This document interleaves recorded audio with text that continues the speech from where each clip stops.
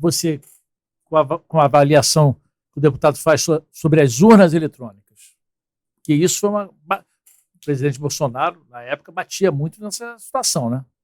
Eu acredito que as urnas eletrônicas devem ser aprimoradas. Qual é o problema de nós aprimorarmos o sistema eleitoral, o processo eleitoral? Em vários países, esses sistemas já estão sendo implantados e o Brasil, Bangladesh, não me recordo mais agora quais são os países que ainda utilizam essa urna, que é a urna, acho que, se não me engano, de terceira geração. Depois pesquisa aí para mim. De terceira geração, já está em outras gerações já. E cometeram muita desinformação a respeito do que é a urna eletrônica com voto impresso. Muitas pessoas, inclusive o Freixo, falando que as pessoas iam lá, inclusive o próprio Barroso, que é presidente do STF, que as pessoas iam digitar ali e ia sair o papelzinho como se a pessoa levasse o papel para casa. Não era isso. Pelo contrário, a pessoa digitava ali o candidato, aparecia o candidato, ela confirmava, saía um papelzinho que a pessoa não consegue nem meter a mão, cai numa caixa de acrílico. Ela só confirmou, viu que é a mesma pessoa, o mesmo candidato, confirma e caía ali para que depois pudesse fazer uma apuração em caso de recontagem de votos. Então, eu não vejo problema. Por que tanta insistência? E isso foi, inclusive, um grande motivo de atrito institucional que, inclusive, levou ao 8 de janeiro. Muitas pessoas ficaram indignadas, porque queriam poder ter a possibilidade de fazer essa recontagem. Porque gerou muitas suspeitas nessas pessoas, e não estou justificando, tá? Todo mundo tem que ser preso. Volto a falar, todos têm que ser presos por terem feito o vandalismo, mas não deveriam ser presos por esse malabarismo para dizer que foi tentativa de golpe. Você acha que, o deputado acha que o extremismo, né? Porque o país está dividido. Né? Com certeza. O país está completamente dividido. Ou é Bolsonaro ou é Lula. Né? Isso está provocando esse ódio todo. O senhor tem dúvidas dessa vitória do Lula? Olha, sinceramente, não sei te responder, porque eu não sei, a gente não pode ter acesso a uma recontagem. Eu não posso te afirmar. Né? As pessoas dizem que, né, os defensores dessa urna dizem assim, ó, não duvide, porque a urna ela é inviolável. É um princípio básico da informática que nenhum sistema é inviolável. Nenhum sistema não pode ser corrompível. Todo sistema pode ser corrompível.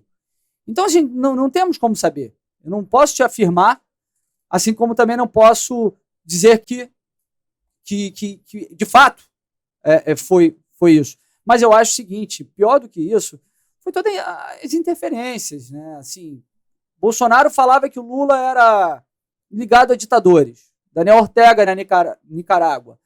Ligado a Maduro da Venezuela. Vinha lá o TSE e mandava retirar a propaganda eleitoral do Bolsonaro falando isso. O Lula foi eleito logo após o que apareceu?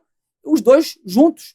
Aliás, ele com os dois juntos e com diversos outros ditadores. Eu estou dando um exemplo. Agora, por exemplo, eu vou dar um outro exemplo.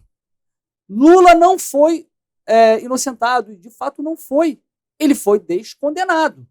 Ele foi descondenado porque foi uma questão de CEP. A gente brinca muito sobre isso, né? Porque quando ele começou a ser julgado, ele foi julgado na 7ª Vara Criminal de Curitiba. Paraná. Ele foi julgado lá, foi julgado em diversas outras instâncias, em 3 instâncias, passou tudo isso, inclusive o próprio STJ, tudo mais.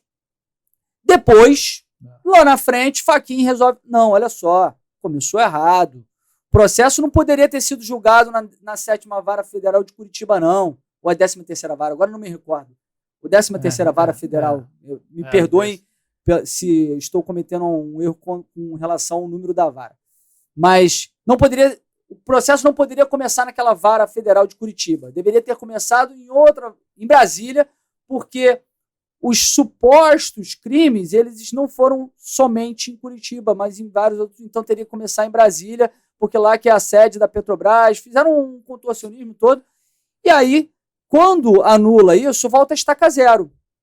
Como o Lula ele tem mais de 70 anos, muitos desses processos contra ele acabaram prescrevendo, porque por ele ter 70 anos, o tempo é pela metade, o tempo de prescrição.